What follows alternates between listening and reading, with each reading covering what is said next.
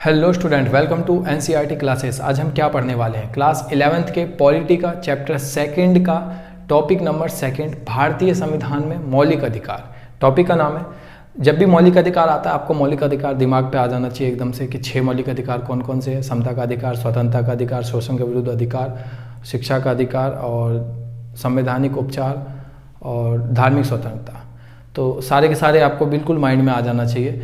अगर आपको नहीं याद हो पाता है ना ये, तो आप एक इससे पहले वाला लेक्चर देखो, उसमें मैंने एक ट्रिक बता रखी है, आपको याद हो जाएगा प्रॉपर हमेशा के लिए।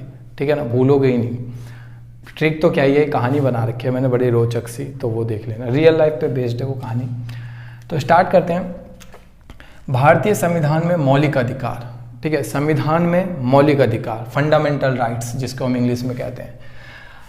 मौलिक अधिकार की मांग स्वतंत्रता के समय से ही है। मतलब क्या है इसका कि देखो, मौलिक अधिकार इतना इम्पोर्टेंट है इतना कि उसकी मांग स्वतंत्रता के टाइम से ही थी। कि देखो कुछ चीज़ें होती हैं ना कि जैसे भैया हम संविधान लाएंगे, तो स्वतंत्रता के टाइम से बहुत सारे लोगों की मांग थी कि ये नहीं, ये करेंगे, ये करेंगे, ये करेंगे। तो उनमें से एक था मौलिक अधिकार। चुनाव लाएंगे, हम चुनाव करेंगे जी, हम राजा वाली प्रथा नहीं रखेंगे। जो मेन चीज़ होती है ना, उसको उस टाइम मांग थी उसकी। ठीक है, इतना इम्पोर्टेंट था कि आज़ाद होने से पहले ही हमें इस चीज़ की मांग थी। क्यों? क्योंकि हमने इस चीज़ को फील करा था कि मौलिक अधिकार आना चाहिए। जो चीज़ हम फील करेंगे वही तो मांगेंगे ना। तो आज़ादी से पहले मांग थी का मतलब है कि वो चीज़ हमने फील करा था कि मौलिक अधिकार होना चाहिए। ठीक है, तो आज़ादी से पहले इस चीज़ की मांग थी। ठीक है, अब मांग किन किन लोगों ने की थी? जो मेन लीडर्स थे उनकी सबकी मांग थी, कहीं ना कहीं सबकी मांग थी। ठीक है, अलग किसी की मांग नहीं थी, किसी की दो राय नहीं थी। फंडामेंटल राइट्स को मानने में या मौलिक अधिकार को मांगने में किसी की दो राय नहीं थी कि नहीं। दो राय कहने का मतलब कि कोई ऐसा कहे कि नहीं कोई ज़रूरत नहीं है इसकी, और कोई ऐसा कहे कि नहीं ज़रूरत है। ऐसा कोई नहीं था जो ये कहने वाला हो कि इसकी कोई ज़रूरत नहीं है। सबकी यही मांग थी कि नहीं फंडामेंटल राइट्स होने चाहिए। ठीक है, अब मोतीलाल नेहरू कौन? हमारे जवाहरलाल नेहरू के पिताजी। मोतीलाल नेहरू ने 1928 में ही अधिकार के घोषणा पत्र की मांग कर दी थी। अगर आपको ये नहीं पता कि अधिकार के घोषणा पत्र क्या होता है, मैं एक लिंक दे दूंगा। लिंक क्या दे दूंगा, इससे पहले वाली जो पढ़ी है उसकी वीडियो का लिंक दे दूंगा, आप वहाँ से जाकर देख लेना। एक्चुअली है ना, तीसरा टॉपिक है, थोड़ा सा मिस्टेक हो गया था। तीसरा टॉपिक है, अधिकार के घोषणा पत्र की भी एक वीडियो है, तो आप वहाँ से देख लीजिएगा थोड़ा सा। तो इन्होंने ना अधिकार के घोषणा पत्र की मांग 1928 में ही कर दी थी। क्या मतलब है इसका? देखो, अधिकार के घोषणा पत्र एक तरह से मैं ये बोलूँ, मेरे को अधिकार तो मिला हुआ है, लेकिन सरकार तो ये बात माने, सरकार लिखित में दे कि हाँ मैंने तुझे ये अधिकार दिया हुआ है। ठीक है, तो लिखित में जिस पेपर पे देगी वही होगा अधिकार का घोषणा पत्र। तो मोतीलाल नेहरू ने 1928 में ही सरकार को बोला था कि हमें लिखित रूप में दो, एक पत्र बना के लिखित रूप में दो कि हाँ ये हमारे अधिकार हैं। ठीक है, हमें तो पता है अधिकार हैं, लेकिन तुम हमें लिखित रूप में दो। ठीक है, तो अधिकारों के घोषणा पत्र तुम ऐसे समझ लो फिलहाल। ठीक है, अगर बिल्कुल डीप समझना हो तो लिंक दे दूंगा, देख लेना। अब है क्या कि देखो, मौलिक अधिकार ना इतना महत्वपूर्ण है। अभी मैंने बताया था कि बहुत इंपॉर्टेंट चीज़ है ये, कोई मामूली चीज़ नहीं है। इतना महत्वपूर्ण है कि संविधान हमें स्वयं विश्वास दिलाता है कि सरकार भी इसका उल्लंघन नहीं कर सकती। ये इतना इंपॉर्टेंट है मौलिक अधिकार, फंडामेंटल राइट्स की, इसका वायलेशन खुद गवर्नमेंट भी नहीं कर सकती। ठीक है ना, हमें संविधान खुद आके पावर देता है कि भैया देखो मैंने तुम्हें पावर दी है, तुम मौलिक अधिकार तुम्हारा है। ठीक है, इसको कोई भी हनन नहीं कर सकता, कोई वायलेट नहीं कर सकता, चाहे खुद गवर्नमेंट ही क्यों ना हो। ठीक है, तो इतना महत्वपूर्ण है, इतना इंपॉर्टेंट है कि खुद गवर्नमेंट भी नहीं आ सकती इसको वायलेट करने के लिए। खुद संविधान हमें इतनी पावर देता है। अब नेक्स्ट क्या है कि मौलिक अधिकार और साधारण कानूनी अधिकार। देखो, दो तरीके के अधिकार के बारे में जिक्र हुआ यहाँ पे, एक मौलिक अधिकार, एक साधारण कानूनी अधिकार। मौलिक अधिकार जो संविधान खुद हमें देता है, और साधारण कानूनी अधिकार जो गवर्नमेंट हमें देता है। गवर्नमेंट टू गवर्नमेंट ये वेरी करता रहता है। जस्ट सपोज एक एग्जाम्पल से समझते हैं, इसमें लिखा क्या गया है? लिखा ये गया है कि देखो, साधारण कानूनी अधिकार नॉर्मली मतलब सिंपल जो भी रूल्स होते हैं, ये अगर कल को चेंज करने हैं ना तो संसद में बैठ के चेंज हो सकता है, कोई दिक्कत नहीं है। ठीक है, नॉर्मली भी चेंज हो जाएगा। उसके लिए संविधान में छेड़छाड़ करने की जरूरत नहीं। संविधान की पुस्तक साइड में रखी हुई है, संसद में अपना हो जाएगा, रूल बन गया। लेकिन अगर हमें मौलिक अधिकार में चेंज करना है तो हमें संविधान को संशोधित करना पड़ेगा। ठीक है ना, अमेंडमेंट करना पड़ेगा। समझते हैं ना कि अमेंडमेंट क्या होता है? कि टाइम टू टाइम संविधान में कुछ न्यू चेंज लाना, तो उसको अमेंडमेंट कहते हैं। तो संविधान में संशोधन करना पड़ेगा अगर मौलिक अधिकार को हम चेंज करना चाहते हैं तो। लेकिन अगर साधारण कानून को चेंज करना चाहते हैं तो संविधान को छूने की भी कोई ज़रूरत नहीं है, ठीक है। वही चीज़ मैंने बोला यहाँ पे कि साधारण कानून की सुरक्षा साधारण कानून के तहत की जाती है, कि अगर साधारण कानून है तो उसकी सुरक्षा भी किसी न किसी साधारण कानून के तहत ही की जाएगी। लेकिन अगर मौलिक अधिकार है तो उसकी सुरक्षा कौन करेगा? मौलिक अधिकार की सुरक्षा भारतीय संविधान करता है, ठीक है ना, कि भारत का संविधान करता है मौलिक अधिकार की सुरक्षा। समझ में आ रहा है? ठीक है, तो यही दो बातें थी। दूसरी बात क्या है कि सामान्य अधिकार में बदलाव संसद द्वारा साधारण कानून बनाकर किया जा सकता है, वही चीज़। परंतु अगर मौलिक अधिकार में करना है तो संविधान में संशोधन करना ही पड़ेगा। एक एग्जाम्पल से समझते हैं।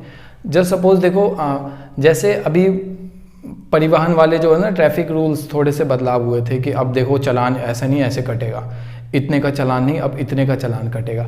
तो ये सारी चीज़ें जो हुई थी, तो इसमें क्या हुआ था?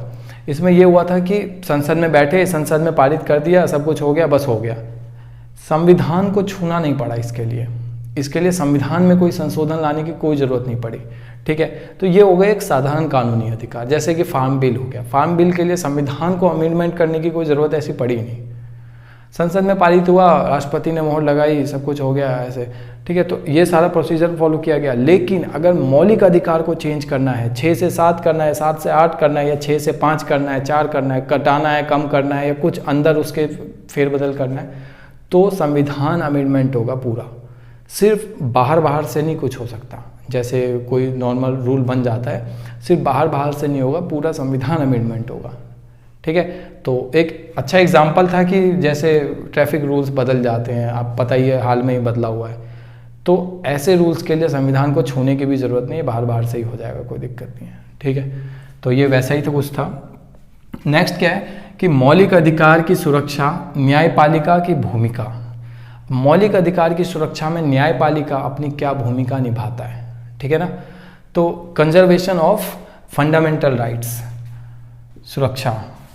तो विधायिका, अब देखो 3 तरीके के हैं, न्यायपालिका, विधायिका और कार्यपालिका। अब न्यायपालिका कब आएगा? जब विधायिका और कार्यपालिका इन दोनों में कुछ गड़बड़ी करेंगे वो, तब आएगा न्यायपालिका, है ना। तो अब इन दोनों में गड़बड़ी किस तरह से हो सकती है? या तो देखो विधायिका या न्यायपालिका, सॉरी क्या कन्फ्यूजन है, विधायिका या कार्यपालिका, ये दोनों कुछ ऐसा रूल ला दें जिससे मौलिक अधिकार हनन हो रहा हो, ठीक है। विधायिका और कार्यपालिका ये दोनों कुछ ऐसा रूल ला दे, कानून ला दे, जिससे हमारे मौलिक अधिकार का हनन होए, वॉयलेशन होए। विधायिका या कार्यपालिका किसी ऐसे कार्य या निर्णय से मौलिक अधिकार का हनन होता हो, या मौलिक अधिकार का अनुचित प्रतिबंध लगाया जाता है। अनुचित प्रतिबंध का मतलब है कि ऐसे टाइम पे ऐसा कोई प्रतिबंध लगना नहीं चाहिए था, ठीक है, रोक टोक लगनी नहीं चाहिए थी, लेकिन हमारे मौलिक अधिकार पे रोक लगा दिया गया है, कुछ रोक टोक प्रतिबंध लगा दिया गया। तो न्यायपालिका के अधिकार और उत्तरदायित्व हैं कि वह हमें उसे अवैध घोषित करे। वो जो रूल लाया गया है, जिस रूल के वजह से हमारे मौलिक अधिकार का हनन हो रहा है, उस रूल को अवैध घोषित करे, इल्लीगल बना दे। कौन बनाएगा इल्लीगल? न्यायपालिका। न्यायपालिका की रिस्पॉन्सिबिलिटी भी है ये चीज़, मतलब कि वो इस चीज़ के लिए रिस्पॉन्सिबल है कि उसका काम है उसको इल्लीगल घोषित करना, समझ रहे हो। और उसके पास अधिकार है कि वो अनलीगल घोषित कर सकता है।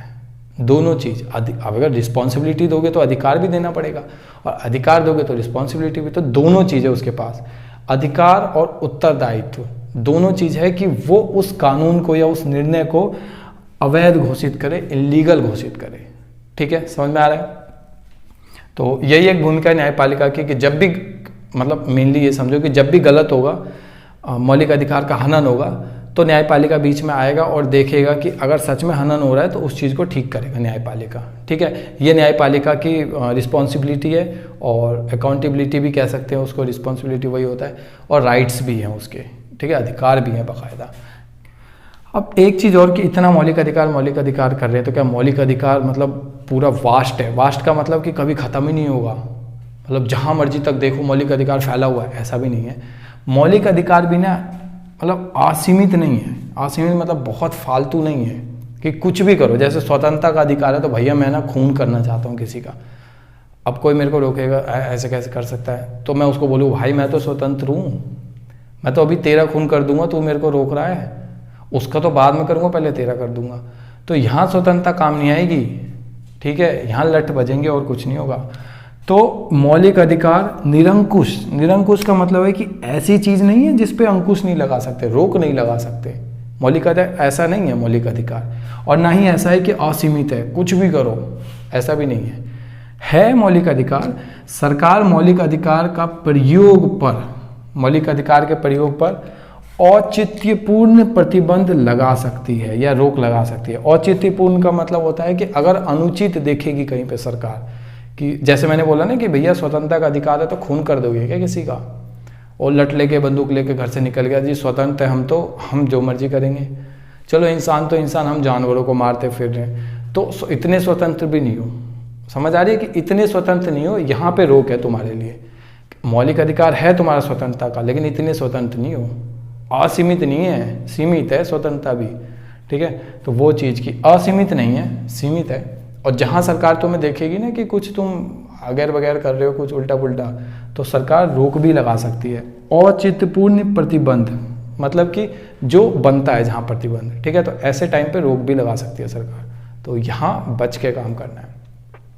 इसी का नेक्स्ट टॉपिक तो क्या ही कह लो, इसी में है कि दक्षिण अफ्रीका के संविधान में क्या ऐसा है और क्या खामियां हैं, क्या अच्छाई है, तो उसका भी जिक्र कर लेंगे। छोटी सी वीडियो बनेगी लेकिन उसका भी जिक्र कर लेंगे। तो मिलते हैं अगली क्लास में। अगर समझ में आया तो लाइक करो, शेयर करो दोस्तों के साथ, कमेंट करो अगर कुछ पूछना है तो, और अधिकार के घोषणा पत्र अगर देखना है तो फिर पहली वीडियो देखो, मतलब इससे पहली वाली, वो भी लिंक दे दूंगा। और अगर याद करना है ना मौलिक अधिकार क्या है, उसकी ट्रिक बता रखी है मैंने बाकायदा, अगर वो याद करना है तो एक बाकायदा मैंने कहानी बना रखी है, वो भी वीडियो में दे दूंगा, तो उसमें देख लेना। तो मिलते हैं अगली क्लास में, तब तक के लिए सुरक्षित रहें।